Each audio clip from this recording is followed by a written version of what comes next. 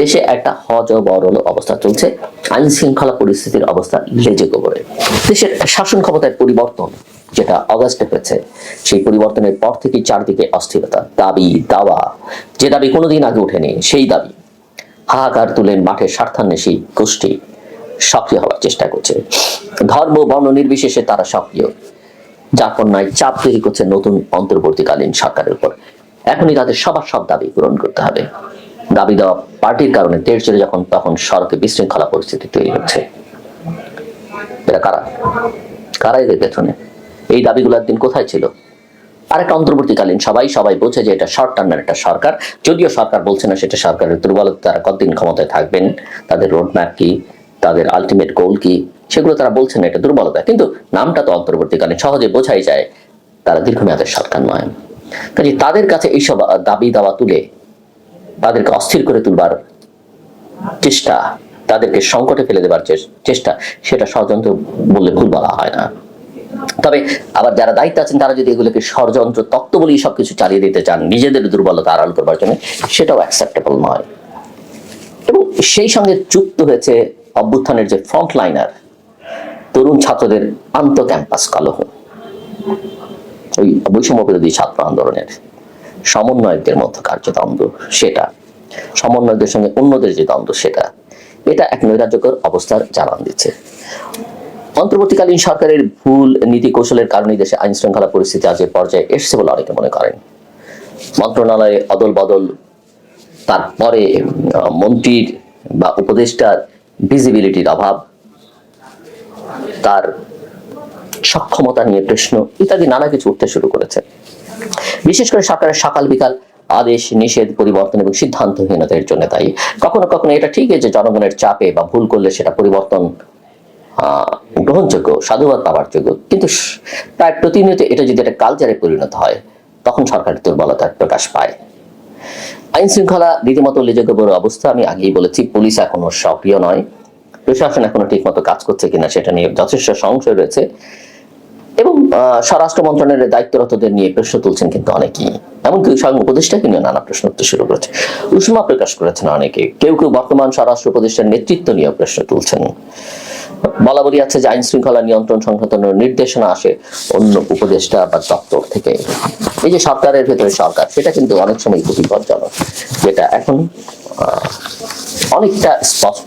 এমনকি প্রফেসর মোহাম্মদ ইউনূসের মতো আন্তর্জাতিক খ্যাতি সম্পন্ন ব্যক্তিত্ব, যাকে আমাদের আগস্টের পরিবর্তনের সময় যার কোনো বিকল্প ছিল না, এবং যাকে ছোট করা মানে দেশ ছোট হয়ে যাওয়া, এবং যিনি আমাদের সবার জন্য একটা শক্তি, তাকেও প্রায় জিম্মি করে ফেলা হচ্ছে। এবং এই জিম্মি দশা থেকে যদি তাকে বের করে আনা না যায় তাহলে কিন্তু বাংলাদেশ ক্ষতিগ্রস্ত হবে, প্রফেসর ইউনূস তো ক্ষতিগ্রস্ত হবেনি। এটা কিন্তু আমাদের মাথায় রাখা হবে। বিগত দিনের আইজিপি এবং ডিএমপি কমিশনার, ঢাকা মেট্রোপলিটন পুলিশের কমিশনার দেশের সার্বিক আইন শৃঙ্খলা পরিস্থিতি নিয়ন্ত্রণে অনেকটা ব্যর্থ হয়েছেন। এ সময় সদর দপ্তরে নানান বিশৃঙ্খলা দেখা গেছে, যারা এই যে যাদের সম্প্রতি পরিবর্তন করা হয়েছে। সাবেক পুলিশ কর্মকর্তা এবং একজন সচিব বলছিলেন যে স্বরাষ্ট্র মন্ত্রণালয় ব্যস্ত, কাকে বদলি ওএসডি কাকে পদায়ন করবেন এটা নিয়ে। পুলিশ এত ঘন ঘন বদলি করার দরকার কিন্তু ছিল না। মাঠ পর্যায়ে পুলিশের অনেকেই আতঙ্কের মধ্যে আছেন, কে কখন বদলি ওএসডি গ্রেপ্তার হন। পুলিশের মধ্যে থেকে এই ভীতি দূর করে তাদের মধ্যে মনোবল এবং শৃঙ্খলা ফিরিয়ে আনতে অবশ্যই স্বরাষ্ট্র মন্ত্রণালয়কে আরো অনেক বেশি মনোযোগী হতে হবে।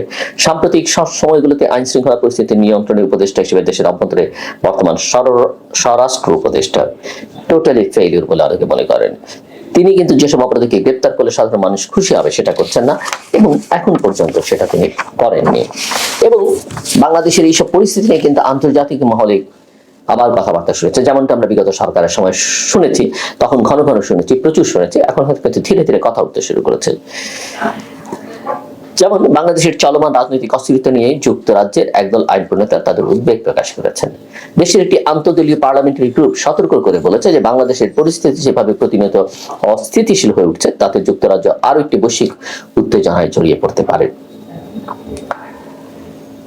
তাদের একটি প্রতিবেদনে বলা হয়েছে যে শেখ হাসিনার সরকার পতনের পর বাংলাদেশে 2000-এর বেশি নৃশংসতার ঘটনার প্রমাণ পাওয়া গেছে, এবং সতর্ক করে বলেছে যে বাংলাদেশের বর্তমান সরকার প্রতিশোধ নেওয়ার জন্য আইন ও বিচার ব্যবস্থাকে হাতিয়ার হিসেবে ব্যবহার করতে পারে। এছাড়া শেখ হাসিনার পতনের পর বাংলাদেশে ইসলামী চরমপন্থীদের উত্থানের বিষয়টি নিয়েও সতর্ক করেছেন তারা। The all party parliamentary group for the Commonwealth বা এপিপিজির চেয়ারম্যান কনজারভেটিভ পার্টির নেতা অ্যান্ড্রু রসিন্ডেল বলছেন, কমনওয়েলথের গুরুত্বপূর্ণ মিত্র দেশগুলোতে প্রভাব ফেলতে পারে এমন বিষয়ে সচেতনতা তৈরির লক্ষ্যে আমরা যে চেষ্টা চালাচ্ছি তারই একটি অংশ এই প্রতিবেদনে উঠে আসা বিষয়গুলো সরকারের পাশাপাশি বাংলাদেশ ও কমনওয়েলথের সঙ্গে সংশ্লিষ্ট বিভিন্ন দাতব্য সংস্থা অংশীজনদের কাছে তুলে ধরা হবে। আশা করা হচ্ছে যেসব বিষয় প্রতিবেদনে তুলে ধরা হচ্ছে সেগুলো ওয়েস্টমিনিস্টার ও হোয়াইট হলে গুরুত্বের সঙ্গে শোনা হবে। প্রতিবেদনটি আইন প্রণেতা ও নীতি নির্ধারকদের বিষয়গুলো বুঝতে সহায়তা করবে। আমি মনে করি যে এরকম অভিযোগ, এরকম বিবৃতি আরো আসবে। সেগুলোকে মোকাবেলা করার জন্য আমাদের ভেতরে যে সমস্যাগুলো আছে সেগুলো দ্রুত কাটিয়ে উঠে যতটা দ্রুত সম্ভব জনগণের প্রতিনিধিদের কাছে ক্ষমতা হস্তান্তরের প্রক্রিয়াটি নিশ্চিত করতে হবে। জনগণের প্রতিনিধি হিসেবে যারা আসবেন, যে শক্তি আসতে পারে, তারা সবকিছু ভালো করবেন এটা মনে করবার কোনো কারণ নেই, কিন্তু তাদের এক ধরনের দায়বদ্ধতা আছে এবং জনগণ তাদের সঙ্গে ডিল করতে পারবে, তাদেরকে বসাতে পারবে, নামাতে পারবে, সেই সুযোগ সবসময় জনগণের হাতে থাকবে এবং তাদের সেটা করতে পারতে হবে এই পরিস্থিতির মধ্যে দিয়ে, সেটা আমরা আশা করতে পারি। কিন্তু একটা অনির্বাচিত সরকারকে এই সুযোগ সাধারণ মানুষ দিতে চাইবে না, গণতান্ত্রিক বিশ্বও একটা সময় দিতে চাইবে না। এখানে আরেকটা কথা আমি যোগ করে দিতে চাই যে সরকার অনেক কিছু করতে চাইছে, সবকিছু করায় হাত দেওয়া ঠিক হবে না। এমনকি সংবিধান সংস্কারের যে বিষয়ে আলোচনা হচ্ছে, আমি এখানে খুব জোর করে কথা বলতে চাই। এখানে নানান ধর্মীয় গোষ্ঠী তৎপর, নানা আলোচনা। বাংলাদেশের সংবিধানটিকে আসলে যত সিম্পল করা যায়, মুক্তিযুদ্ধ আমাদের সবার উপরে, 24-এর সঙ্গে মুক্তিযুদ্ধের তুলনা করলে হবে না। মুক্তিযুদ্ধই, এরপরে 90-24 এগুলো আমাদের ইতিহাসে অত্যন্ত গুরুত্বপূর্ণ অধ্যায়। বাংলাদেশে কোনোদিন স্বৈরতন্ত্র ফ্যাসিবাদ আসতে পারবে না, এটা কোনো আইন দিয়ে ঠিক করা যাবে না, এটা আমাদের মনস্তত্ত্ব আনতে হবে।